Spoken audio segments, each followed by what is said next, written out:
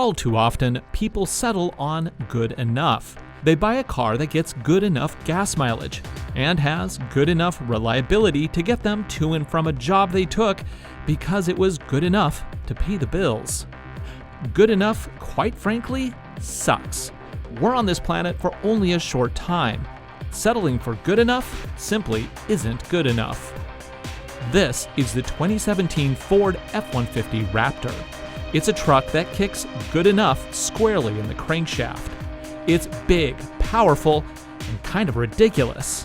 And that is why we love it. The Raptor isn't just a sticker package. To build this thing, Ford took a standard F-150, took it apart, and rebuilt it with bigger, beefier, and more badass parts. In fact, it's 6 inches wider and rides 2 inches higher versus the standard F-150. Just look at the suspension. Yeah, those are 3-inch diameter Fox racing shocks on the back, with nearly 14 inches of travel. The forged wheels and tires continue with the off-road theme. Under the nose is a metal skid plate to prevent errant rocks from hitting the engine's soft underbits. And speaking of the engine, it's a new 3.5-liter twin-turbo EcoBoost that pushes out 510 pound-feet of torque and 450 horses through a new 10-speed automatic transmission. It also includes a Raptor-exclusive transfer case that has a 6-mode terrain management system. Compared to the outgoing V8 Raptor, this new twin-turbo 6 boasts an improvement of 39 more horses and 76 more torques. The new rig also sheds 500 pounds thanks to a generous use of aluminum alloys and a redesigned steel frame. You don't buy a truck like this for the mileage, but let's just go ahead and say the EPA rates it at 15 miles to the gallon city and 18 on the highway. In mixed-use driving, I averaged about 17 miles to the gallon over several hundred miles, which is spot on. Freedom has a price, and with the Raptor, in addition to the $63,000 you'd pay to get one like we have here, you'll also continue to pay at the pump. Thankfully, there is more to the Raptor than just ridiculous power and boyish charm. Because for the price, the Raptor is actually loaded with features that make every day with it quite exciting. In the back, there are some nice tie-downs, and with the tailgate down, you can reveal a step and handle to ease access to your loads. You can go ahead and call it lazy. I call it brilliant. Because this Raptor is equipped with a super cab, it has suicide-style doors in the back, like my old RX-8. Kids fit in the second row quite comfortably. They even get a variety of power options, including AC power for mobile devices. No kids, just fold up the seats for extra storage in the cab. Up front, leather trim seats remind you this isn't just a normal F-150, as if you really needed reminding.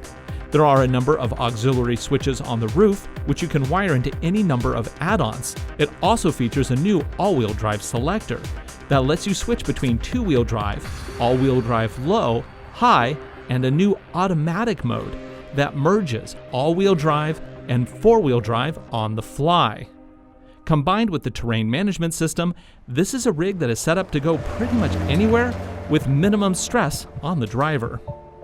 On the steering wheel are a pair of magnesium alloy paddle shifters to help you select from the 10 available gears on the fly. The center console is highlighted by a large Ford 8-inch display that is loaded with the latest Sync 3 infotainment system. This provides access to XM satellite music, HD radio, navigation, and climate controls, in addition to supporting Apple CarPlay. It also reveals a rear-view camera as well as surround view. It is, however, oddly missing a bed camera. That would have been a nice addition. It does, however, have an automatic window in the back. The gauge cluster continues the tech parade with configurable displays and controls, though I personally just left it in off-road mode, which gives me my angles and power distribution at a quick glance. Now that you understand just how far Ford went to make the Raptor something special, let's put it to the test with a little off-roading. Luckily, we have just the course necessary to try it out. Let's go ahead and take it out. We're going to test some very specific features. This isn't a test day for showing off, and it's not for getting the vehicle stuck and unstuck. It's about testing very specific features. And what we're going to look at is ground clearance, approach and departure angles, and then we're also going to try the hill descent control system. Okay, let's give this a try. Now what we've done here is we've put a big pile of rocks, so we're going to go up it and we're going to go down it. But I'm not going to use my foot on the brakes. I'm going to let the car brake each wheel independently using a system called hill descent control. Yes, a lot of vehicles now have this and it's great. There's a reason they've added it, is because a hill descent control system can do way more than what your foot can do. When you stomp on the brake with your foot, it brakes all 4 wheels. Hill descent brakes all 4 wheels independently, giving you maximum grip on slippery conditions. It's up here. It's the problem with switching between vehicles, one vehicle to the next, back to back, is the buttons are all in different places. Okay, I have the icon here. Now it's important to note that the icon is enabled, because if I just go for it, we're going to be falling down that hill really fast because this is steep. Okay, now my foot is completely off. I had to put my foot on the brake. It'll hold it. It will? Yep. It's that grabbing. It's just like I just can't get used to it still. Nice. Ugh. That's steep. Love it. Now, the logs here are spaced in various distances to kind of help us test clearance, but also feel the ride.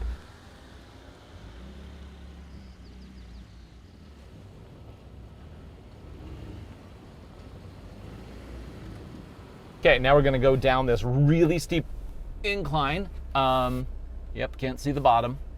But it's a short one, so I'm not going to really bother with hill descent control. Oh, it's so steep, everything's falling. So I can see what is under the front bumper, and right now it looks like it's all dirt. Let's see, let's go down and ease it out. It's all about approach and departure angles. A lot of people think that off-roading is about horsepower and big knobby tires. That's fine and all, but if you don't have approach and departure angles, you're just gonna rip everything off, which is kind of why you sometimes see Jeeps without anything on either side, so they can go up more vertical inclines. Now we're going into the moguls, where we're going to bounce a little left and right. Very similar to the logs, but in the case of the logs, it's a big strip. This one, we're kind of rocking back and forth, and this is a more extreme test of the all-wheel drive system, in that, like, if you're going across this in like a Haldex system, which is what you would find in some of the more pedestrian crossovers, that's a less advanced, it's a less extreme system, and so you end up, if you have a wheel off the ground, usually the counter wheel, up, like if it's the back wheel off the ground, from the front wheel has no power. They just can't shift power wheel to wheel like an extreme off-road system that is on the Ford Raptor. Good times, huh? Good times. Some off-road focused rigs, like the Jeep Wrangler, just feel like one-trick ponies. Yeah, they're amazing off-road, but they're kind of miserable to drive down the highway, and their limited cargo space really limits their usability. With the Ford Raptor, you're getting a truck that makes off-road and on-road effortless propositions. But it doesn't do it quietly or subtly. The dual exhausts make every move a triumphant exclamation, announcing to the world, this is not a regular truck. You are not a regular person. You're more interesting, you're better looking, and you are ready to make the world your playground.